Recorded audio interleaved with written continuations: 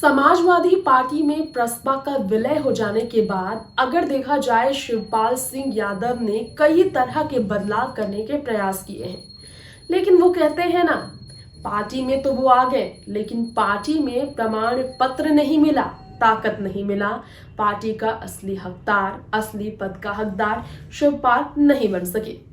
जिस पद के लिए, बड़ी जिम्मेदारी पाने के लिए, सम्मान पाने के लिए शिवपाल पहले भी सपा का साथ कई दफा छोड़ चुके हैं, उसी पद के लिए लड़ाई जो है अब खुलकर सामने आना बहुत मुश्किल से नजर आ रही है। आपको हम बताना चाहेंगे हमारे इस खास रिपोर्ट में कि शिवपाल सिंह यादव को जब बड़ी जिम्मेदारी नहीं मिली, सपा संरक्षक नहीं बनाया गया, राष्ट्रीय महासचिव नहीं बनाया गया, प्रदेश अध्यक्ष की कुर्सी नहीं दी गई, अखिलेश ने एक कुर्सी तक कुर्बान नहीं की, सिर्फ और सिर्फ वही देखा जाए तो संदेश याद आता है, वही एक कटाक्ष याद आता है जो पहले भी सपा पर किया गया था कि मक्खन भी खाए यादव और यहाँ पर मलाई भी खाए यादव और दरी बिछाए मुसलमान। ये आजम खान जब जेल में थे तो इसी तरह के शब्दों का प्रयोग किया गया था। अखिलेश कुर्सी रखते हैं, सारा पावर अपने हाथ में रखते हैं और साथ ही साथ अखिलेश यादव इस्तेमाल मुस्लिम समुदाय को करते हैं, दलित समुदाय को करते हैं वोट दर्ज करने के लिए। मैनपुरी उपचुनाव में भी कुछ ऐसा ही माहौल था। मैनपुरी उपचुनाव में डिंपल को सपोर्ट मिला, शिवपाल का, प्रसपा की पावर का, शिवपाल के अनुभव का। डिंपल को जीत मिली। श्रद्धांजलि देने के लिए मुलायम अपने बड़े भाई के सम्मान में शिवपाल ने सपा के साथ खड़े होने का फैसला लिया।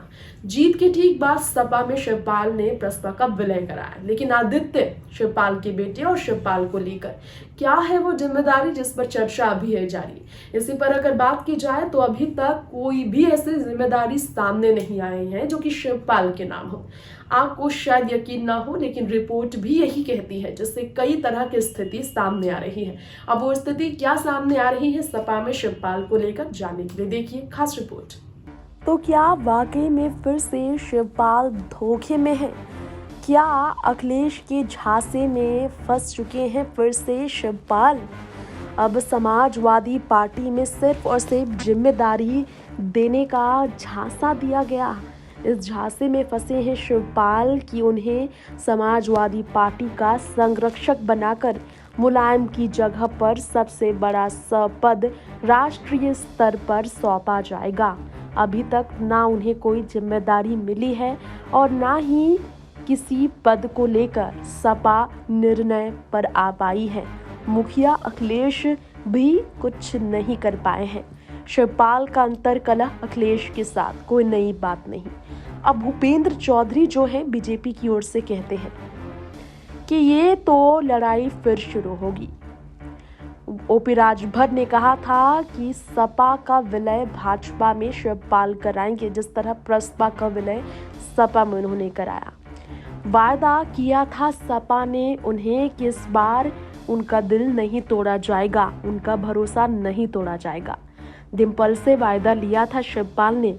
मैनपुरी उपचुनाव के दौरान भाजपा के खिलाफ जब सपा में शामिल हुए शिवपाल, ऐसे में शिवपाल सिंह यादव सपा में आए। सपा की जब मैनपुरी में जीत हुई और डिंपल से उन्होंने कहा कि बहू मेरे साथ होंगी, सारे अपमान भूलकर वो फिर से साथ आए हैं। ऐसे में ये बताया जा रहा है कि अभी तक अखिलेश उन्हें जिम्मेदारी नहीं दे पाए हैं, जीत दर्ज कराने की रिटर्न गिफ्ट तक नहीं दे पाए हैं।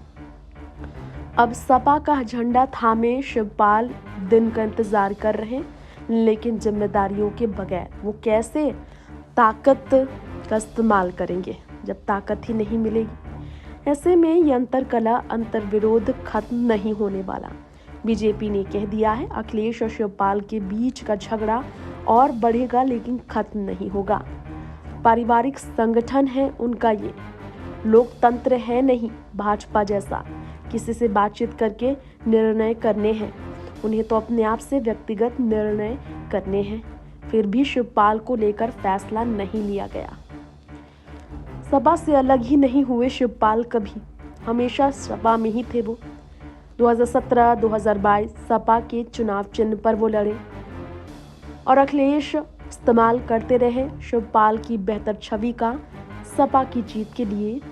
और अब देखिए, केंद्र में रक्षा मंत्री रहे, प्रदेश के मुख्यमंत्री रहे।